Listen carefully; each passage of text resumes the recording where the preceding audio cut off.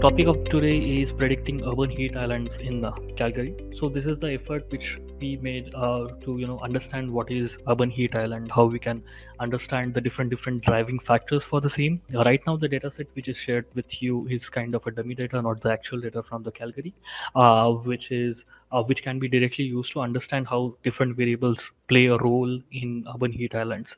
Uh, so Introducing myself, I currently work as a senior data scientist at Gramener.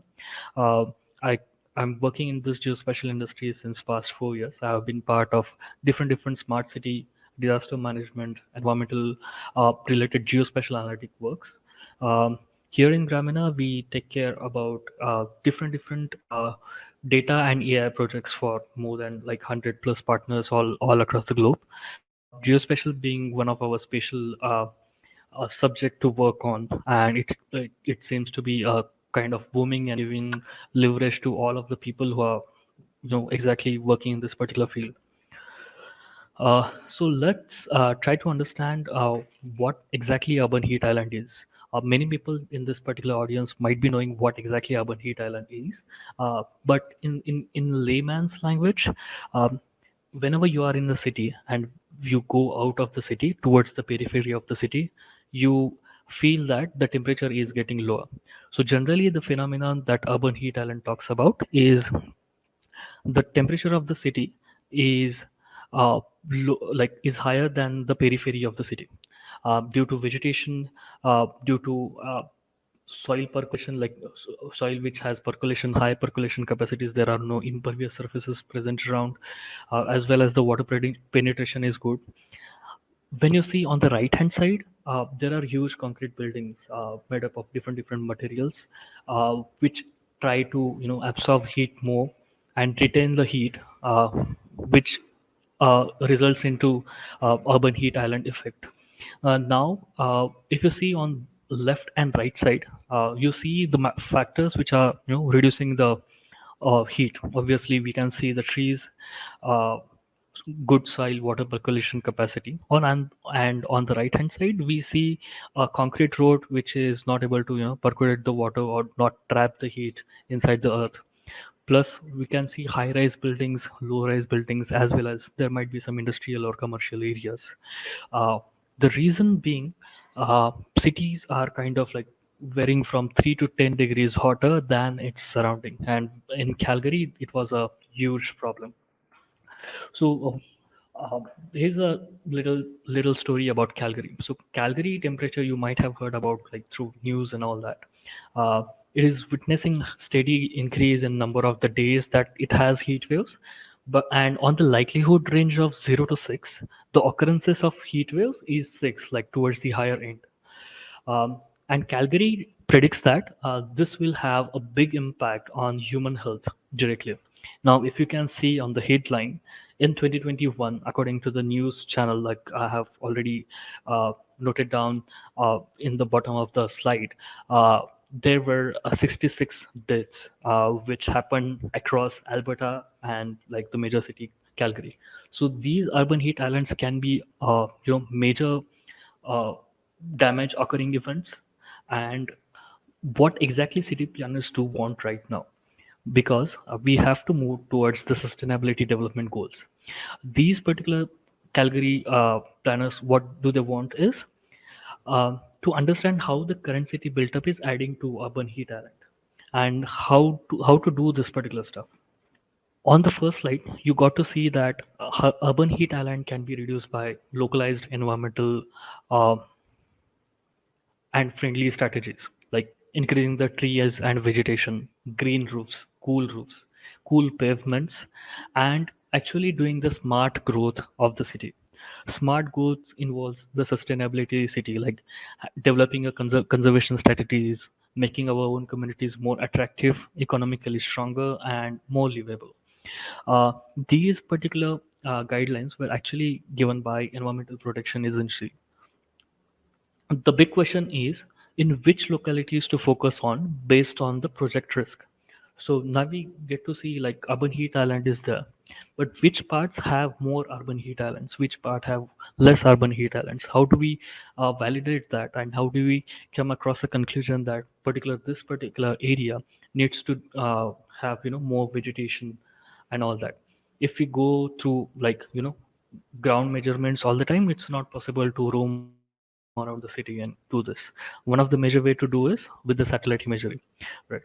So what we did in this particular project is we predicted localities at high risk using land surface temperature data. The land surface temperature data was calculated from Landsat itself.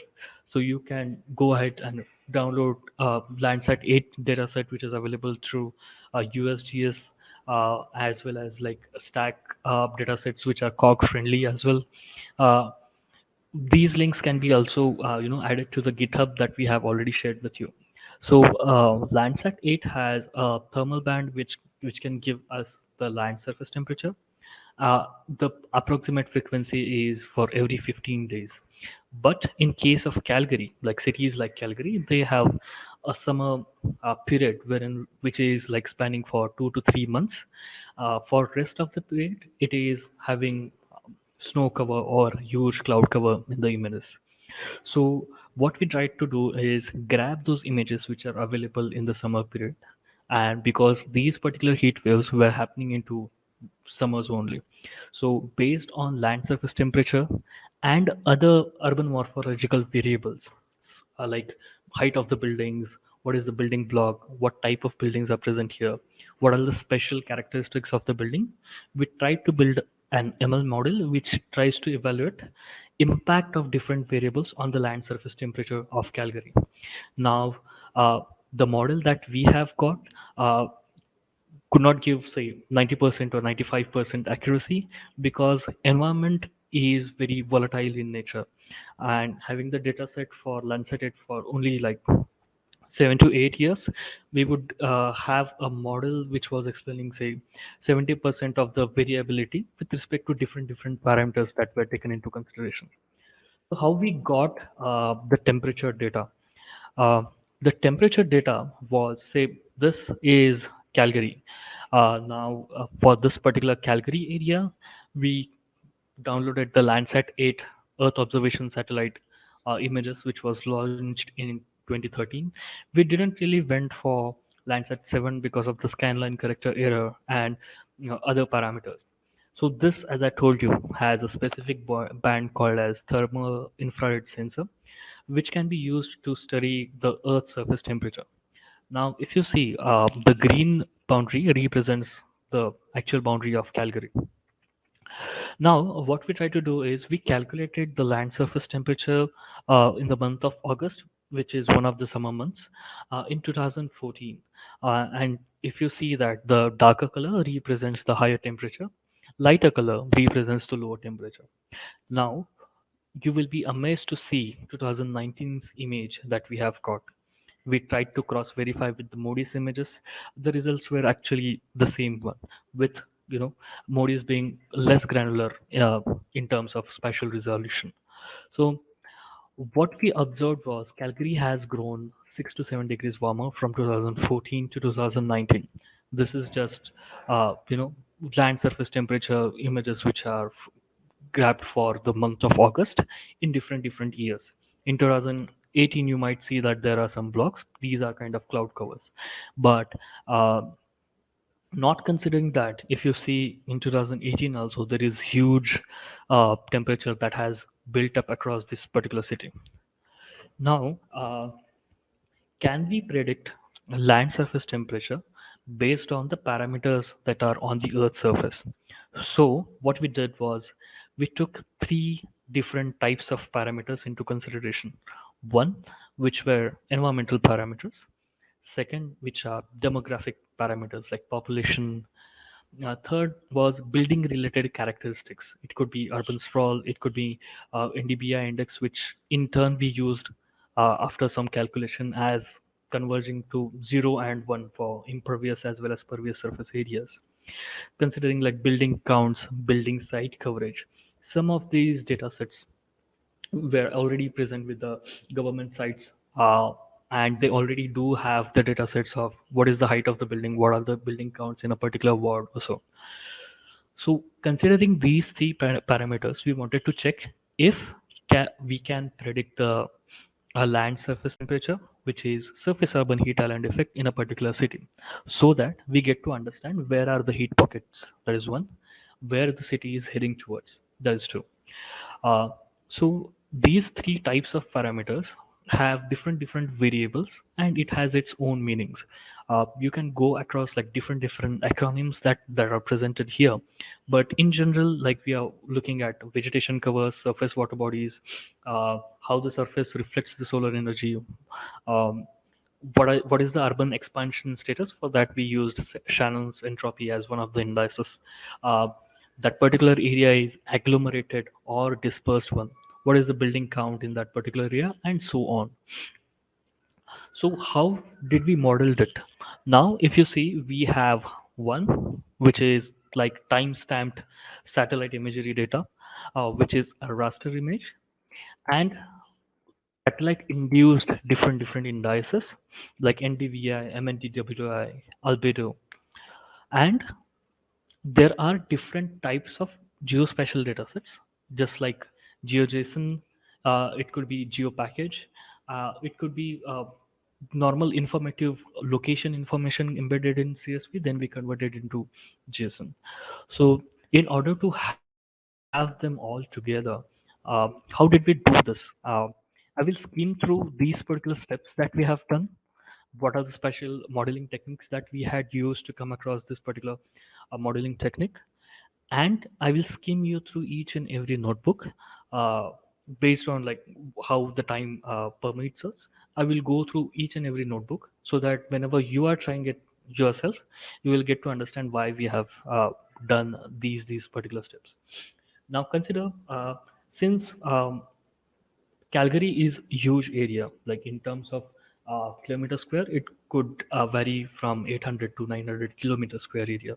And generally, surface urban heat island effect uh, is a space phenomenon. So it will not change much if we just increase some of the resolution parameters.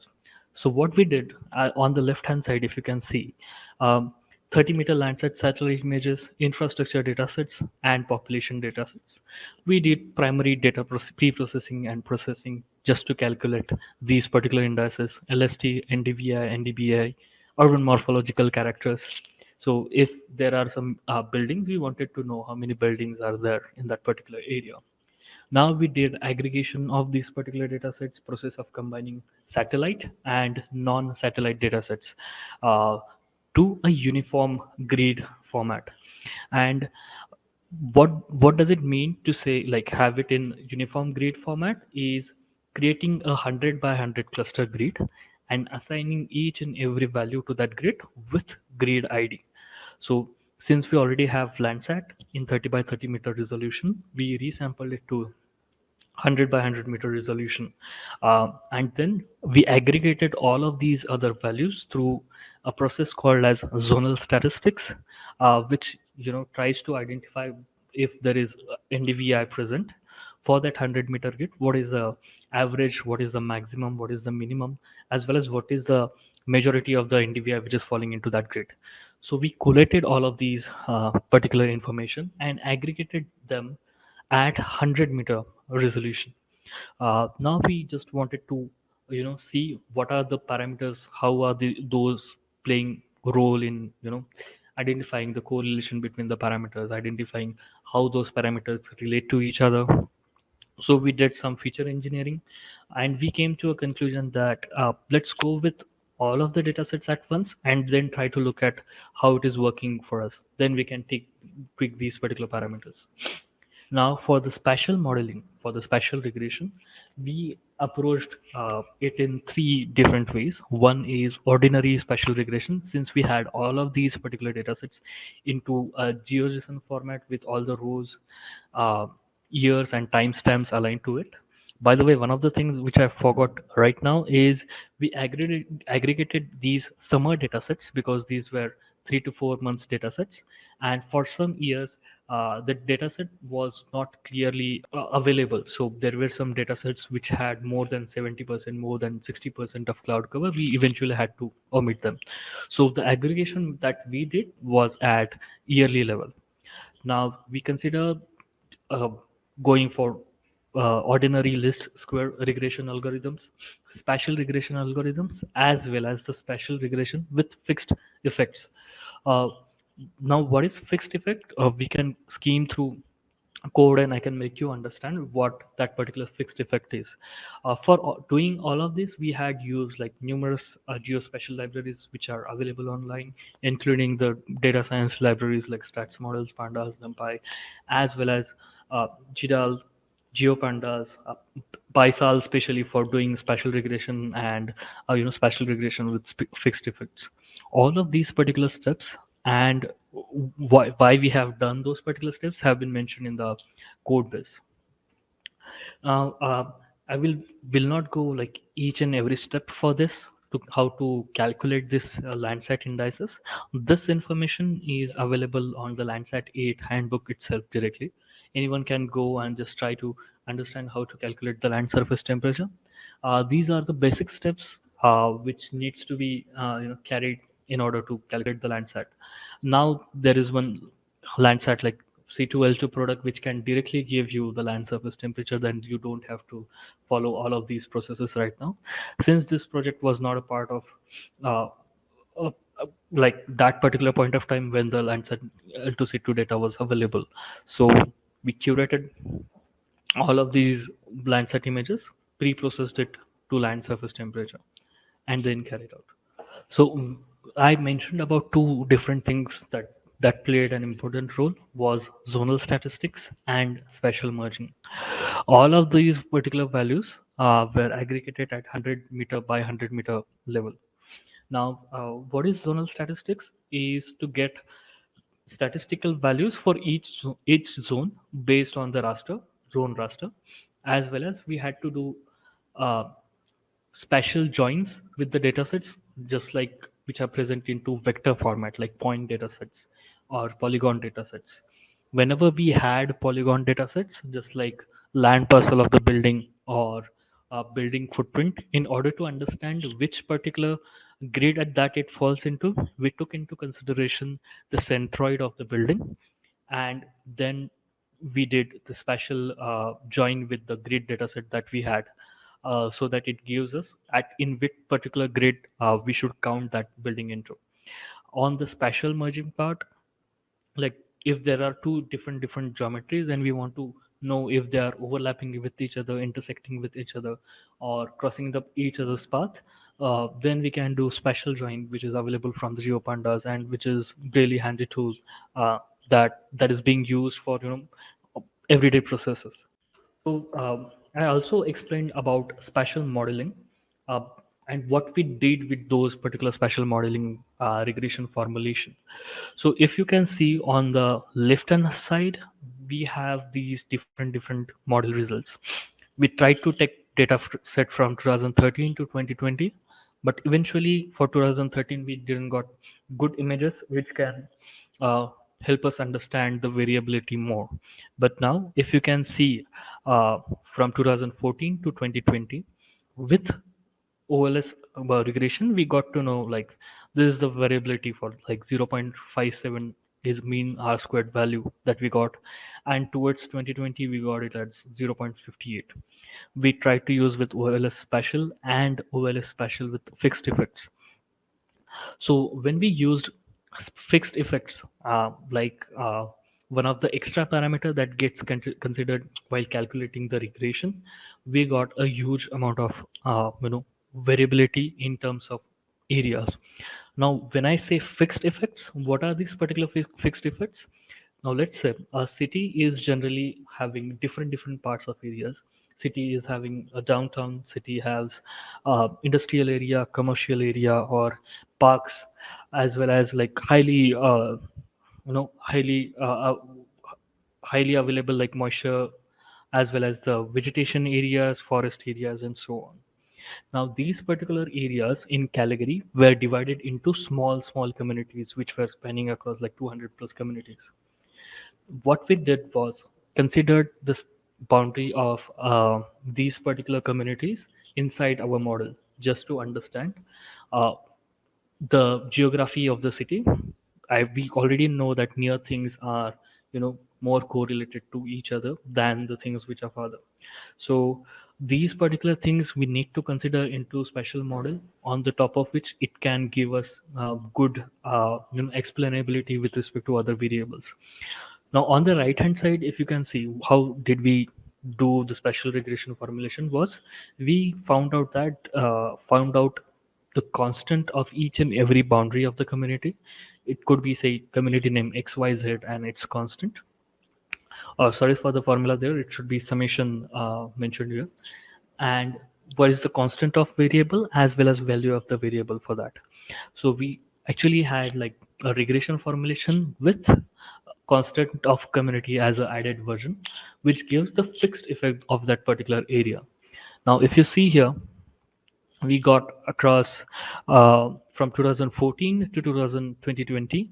If we took the average of all of these mean r squared values, which is running from 0.51 to 0.83, we got almost like 0.71 mean r square explainability of the overall model. Now, what I can do right now is I will just skim through the codes that we have given to you in GitHub. Uh, in GitHub, we have also explained the step by step which notebooks contains what and how to run them. That is one. Second thing is what are these zonal statistics special regression that has been used. So let me start with coding part right now. Uh, Considering the time that I have right now, I guess there are only 20 minutes left and 5 minutes for questionnaire. So I will skim through all of these particular notebooks quite faster. But whenever you have any question for a particular notebook, just please write it down. I will go back to the notebook just to show it towards the end. So the first part, like we had divided into five number of steps. First part including calculations of Landsat indices, for which we imported like different libraries which are really important for us. Now, in order to do the grading at some level, we used zoom levels. This particular zoom level is nothing but the Mapbox Super Mercado zoom level. You can just directly search for what is Mapbox zoom level. It eventually gives us like around zoom level 18 gives us around uh, grid size of 100 meters square. And we decided the paths as well. Since we wanted to identify what is the Calgary area and we wanted to crop it with the Landsat, we read those particular files here.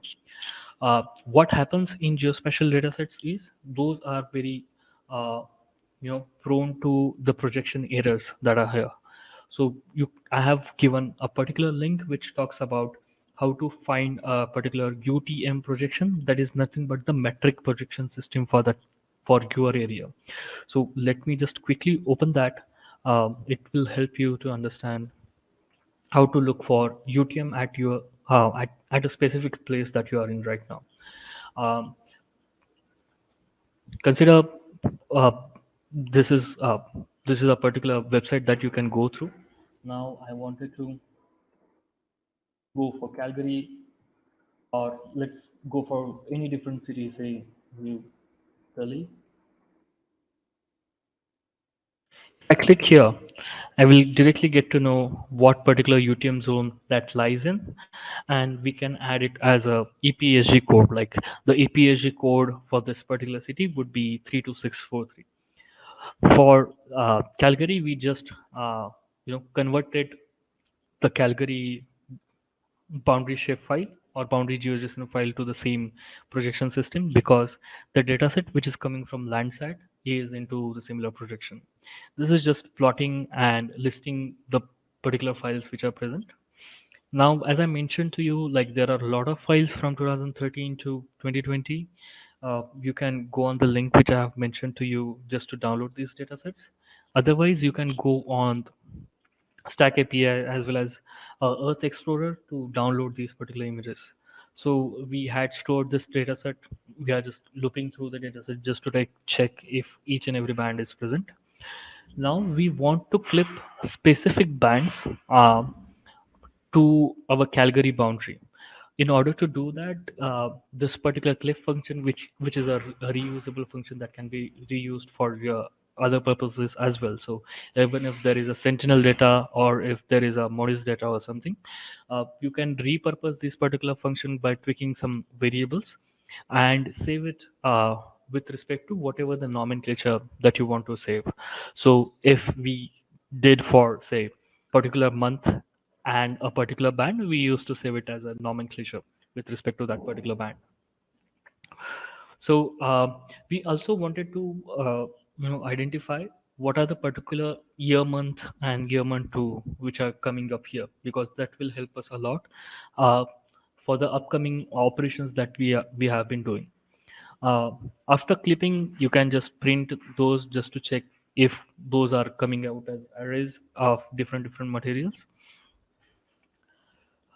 And you can anyways go to your folder and check if those particular files are present there as a cropped version. Second thing what you can do is just to check which dates have been created successful cropped files. We just have a small sample of code. Instead of going to the folder, you can just skim through all of these particularly. Now, in order to do like processing with Landsat, we need to do uh, what is in their metadata file information. So radiometric calculation, brightness values, as well as radiance values need to be understood. This code goes through how to calculate all of that, and written all of these particular indices which I have mentioned in the slides, like calculation of NDVI, NDPI, how to calculate vegetation.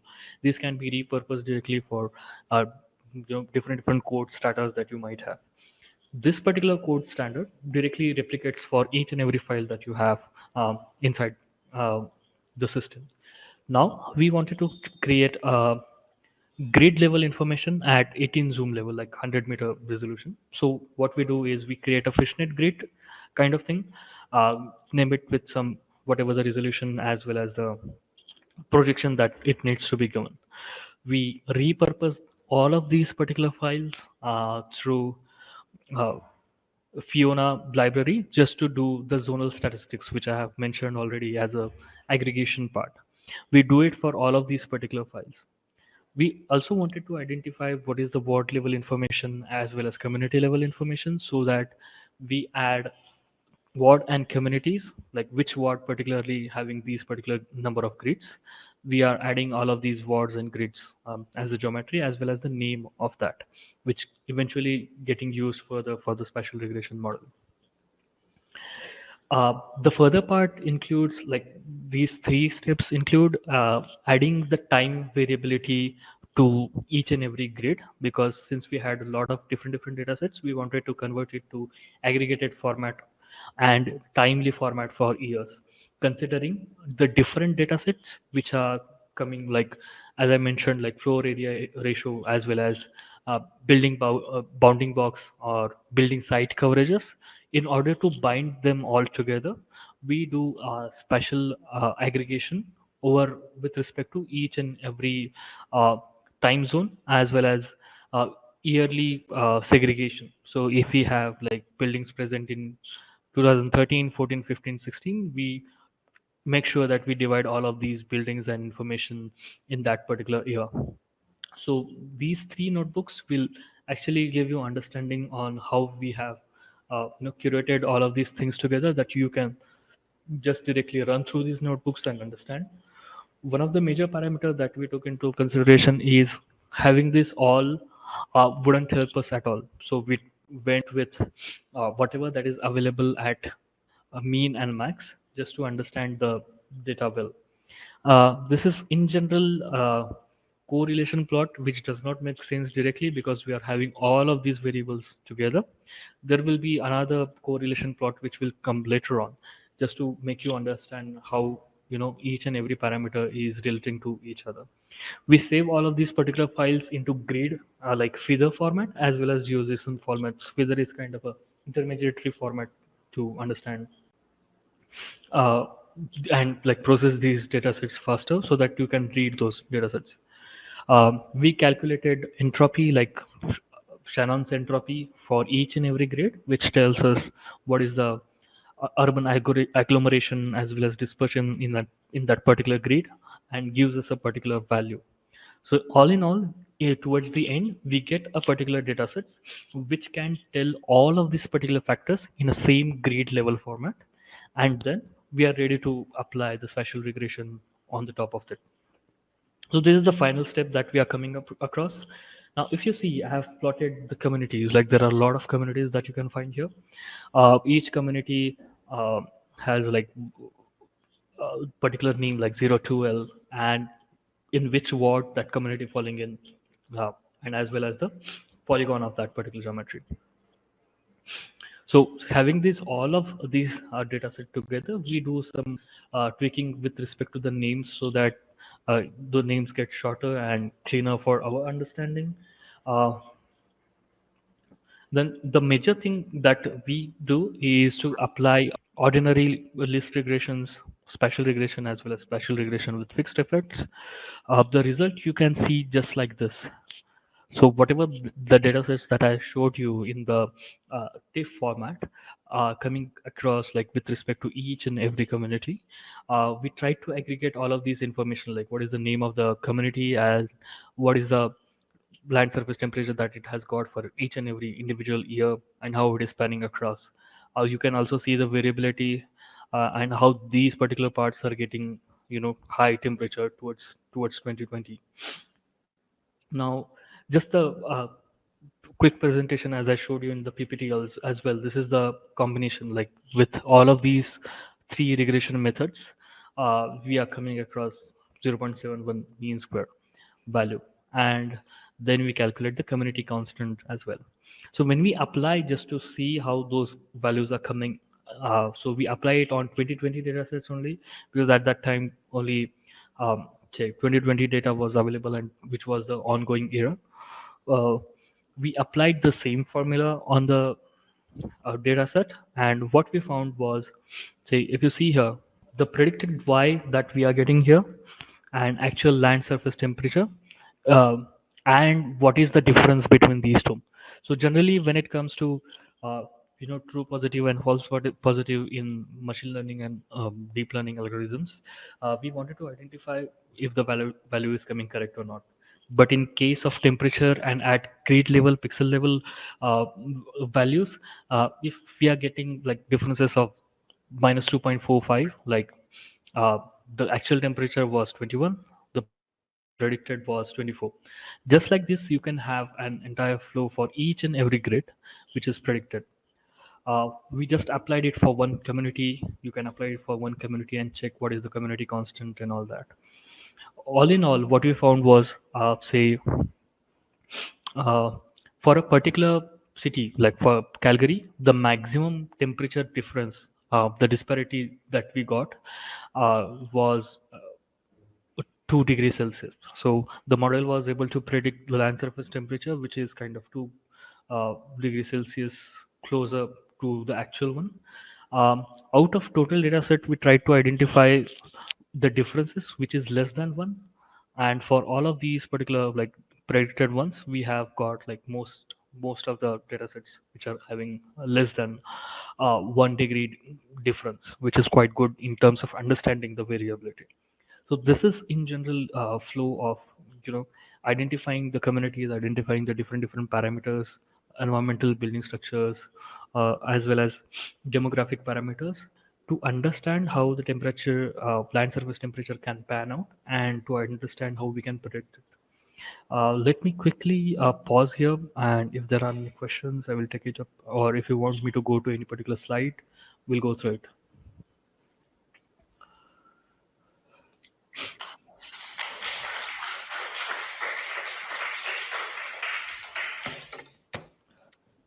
Okay, Sumedh, thank you for your talk. Very informative talk. And yes, we can use the time for some questions. Yeah. Any questions in the audience? I guess there is one question from Ricardo, which says like what happened with non-coincident pixels if you aggregate Landsat 30 by 30 meter to 100 by 100 meter grids.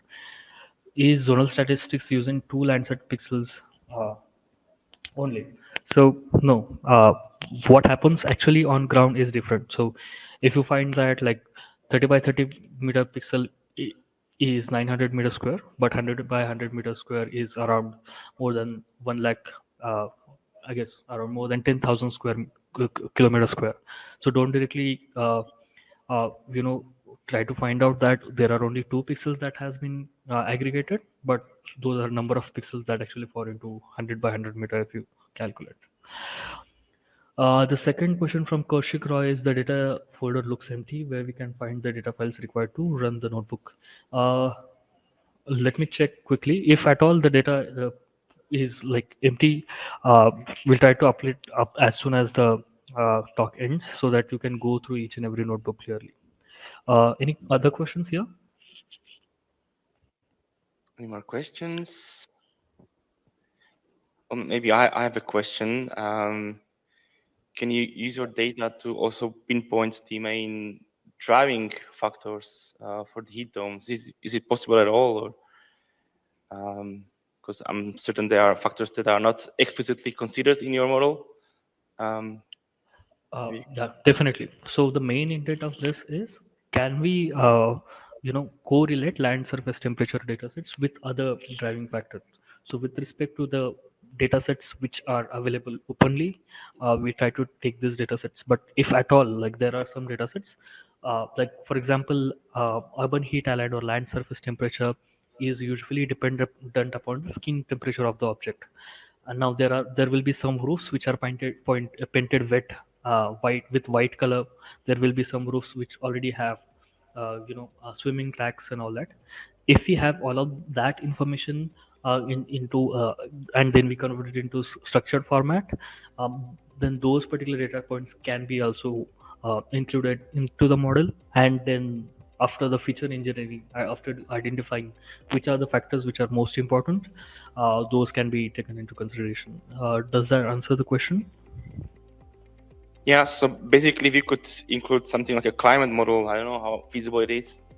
You Definitely. actually made some predictions also into the future. When you say a climate model, is it something on RCP 50 or RCP 80 models? Yes, whatever. I'm not an expert in the field, but I'm just curious whether. Understood. So climate models can be inputted to the input to the data sets, but the right now whatever the climate models which are present right now, uh, I'm not sure if those are available at the granular level that we want right now. So maximum of the data sets are available at some kilometer square uh, resolution. Right?